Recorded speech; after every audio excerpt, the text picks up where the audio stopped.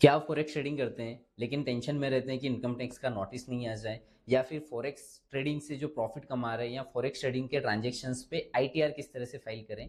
तो ये वीडियो अंत तक देखें, इसमें हम सारी चीज़ें डिस्कस करेंगे जिसमें आप सेफली फॉरेक्स ट्रेडिंग इंडिया में कर पाएंगे।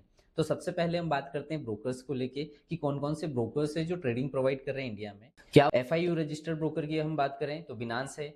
इसके अलावा इंटरनेशनल ब्रोकर्स की हम बात करें तो जिसमें एक्सएम, वेंटेज, स्टार ट्रेडर, ऐसे कई सारे ब्रोकर्स हैं। तो इनमें क्या डिफरेंस है? FIU registered brokers India government से लिंक्ड है, जिसमें आप ट्रेडिंग कर सकते हैं और किसी भी प्रकार का कोई ऑफेंस नहीं है, इसमें सारा डेटा आपका गवर्नमेंट के पास होता है। सेकेंड, इंटरनेशनल ब्रोकर्स, ये इंडिया में रेगुलेट नहीं होते हैं, ऐसा नहीं है कि इलीगल है, लेकिन रेगुलेट नहीं होते हैं, इनमें ट्रेडिंग करते हैं जो भी करते हैं आप, तो इसमें टैक्स और सारी चीज़ों का ध्यान आप ही को रखना है, इसमें गवर्नमेंट के पास कोई भी डेटा नहीं होता है। इसके बात करेंगे सेकेंड पार्ट की, जिसमें कितने प्रकार के टाइप्स ऑफ ट्रेडिंग के बारे में हम डिस्कशन करेंगे, साथ ही साथ इनमें पर्टिकुलरली कितना टैक्स लगने वाला है। तो सबसे पहले हम बात करते हैं कि ट्रेडिंग दो प्रकार की होती है, जिसमें स्पॉट ट्रेडिंग है और एक फ्यूचर ऑप्शन ट्रेडिंग है। स्पॉट ट्रेडिंग क्या होता है? तो स्पॉट ट्रेडिंग जनरली आप किसी भी क्रिप्टो करेंसीज को बाई करके होल्ड करते हैं और उसके बाद प्राइस एप्रिसिएशन लेते हैं, वहाँ पे जो भी प्रॉफिट होता है वो डायरेक्टली 30% टैक्सेबल होता है। टैक्स के ऊपर 4% सेस लगेगा। तो 30% के ऊपर अगर हम 4% निकालेंगे तो 1.2% कुछ होता है, तो टोटल टैक्स आपका होने वाला है 31.2%। अगर 1 लाख रुपए का प्रॉफिट आपने कमाया है तो 31,200 के अप्रॉक्सीमेटली आपको टैक्स पे करना रहेगा। और ये आप ओनली बिनांस में अवेलेबल है फैसिलिटीज़, डेल्टा एक्सचेंज, एक्सएम या वेंटेज ये फैसिलिटी प्रोवाइड नहीं करते हैं स्पॉट ट्रेडिंग की। तो आपको बिनांस पे ही स्पॉट ट्रेडिंग अवेलेबल है और वहीं पे आप डायरेक्टली अपना टैक्स पे कर सकते हैं। सेकेंड, हम बात करते हैं फ्यूचर ऑप्शन ट्रेडिंग की। तो फ्यूचर ऑप्शन ट्रेडिंग जनरली सभी ब्रोकर्स प्रोवाइड कर रहे हैं।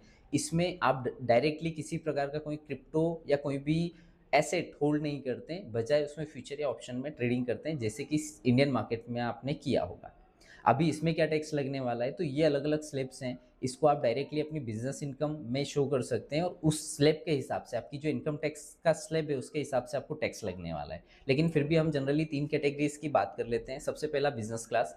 तो बिजनेस क्लास को क्या करना है कि बिजनेस क्लास को ये सारी इनकम बात करेंगे अदर इनकम के रूप में इसको ऐड कर लेना है और उनके जो भी बिजनेस टैक्स का स्लैब आता है उसके हिसाब से उनको टैक्स भर देना है।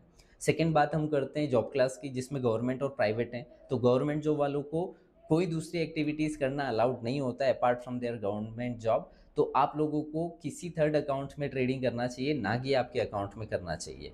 और अगर हम प्राइवेट सेक्टर की बात करें तो आपको किसी सेपरेट बैंक अकाउंट ओपन करके उससे सारे ट्रांजेक्शन्स करना चाहिए, ताकि आपके पास प्रॉपर रिकॉर्ड रहे। क्योंकि अगर आप एक्सएम और वेंटेज जैसे ब्रोकर्स के पास कर रहे हैं तो इसका कोई डायरेक्ट रिकॉर्ड गवर्नमेंट के पास नहीं होता है। ये सारा रिकॉर्ड आपको अपने पास रखना है और अपने सीए को प्रोवाइड करना है। जो भी आप पैसा बना रहे हैं, जो भी आपकी इनकम स्लैब में आप आते हैं या जो भी टैक्स स्लैब में आते हैं, उसके हिसाब से आपको इसका पेमेंट करना है। लेकिन इसमें आप बैंक अकाउंट सेपरेटली रखें ताकि आपके पास सारा डेटा प्रॉपर या क्लियर रहे।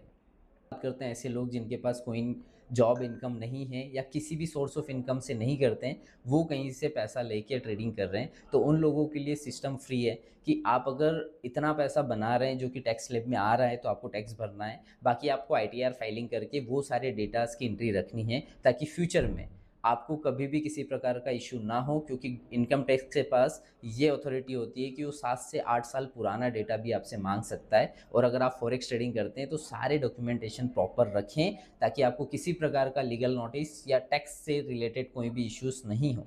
इसके अलावा जो चीज़ें ध्यान रखने योग्य है वो मैं आपको बता देता हूँ। सबसे पहले, जब कभी भी आप फॉरेक्स में ट्रेडिंग करें तो किसी भी अनऑथराइज या ऐसे ब्रोकर्स के साथ नहीं करें जो कि न्यूली आया हुआ है। इसमें आपके पैसा भी गुम होने के चांसेस हैं, साथ ही साथ दूसरे इश्यूज भी आप फेस कर सकते हैं। सेकेंड, डिपॉजिट एंड विड्रॉल के लिए आप ज़्यादातर यूज़ कीजिए कि ट्रस्ट वॉलेट यूज़ करें। बैंक अकाउंट्स या P2P अगर आप यूज़ करते हैं तो वहाँ पे फ्रीजिंग और बाकी दूसरे इश्यूज आपको फेस करना हो सकते हैं। थर्डली, बहुत ज़्यादा इंस्टेंटली आप डिपॉजिट या विड्रॉल ना करें। अगर आपने डिपॉजिट कर लिया है, प्रॉफिट बना लिया है, तो उसे अपने क्रिप्टो वॉलेट्स में कैप्ट करके रखें, ना कि INR में बहुत स्पीडली कन्वर्ट करें। क्योंकि कभी आपको डिपॉजिट करना है, कभी विड्रॉल करना है, इससे आपके ट्रांजेक्शन्स की साइज़ बहुत बढ़ जाती है। आप देखिए कि अगर आपको INR में कन्वर्ट करना है तो आपको ये कंफर्मेशन होनी चाहिए कि फ्यूचर में कुछ टाइम तक तो एटलीस्ट आपको उसे वापस USDT में कन्वर्ट करना ना रहे। अगर फिर भी किसी प्रकार का डाउट आपके मन में रह गया है तो दिए हुए नंबर पे हमें कांटेक्ट कर लें। डेल्टा एक्सचेंज, बिनांस या एक्सएम, वेंटेज सभी की लिंक हमने डिस्क्रिप्शन में दी हुई है। अगर आपके पास अकाउंट नहीं है तो जाके क्रिएट कर लें। अगर वीडियो अच्छा लगा हो तो इसे लाइक कर दें, चैनल को सब्सक्राइब कर दें, इसमें सभी प्रकार की इंफॉर्मेशनल वीडियोस अवेलेबल हैं। Thank you.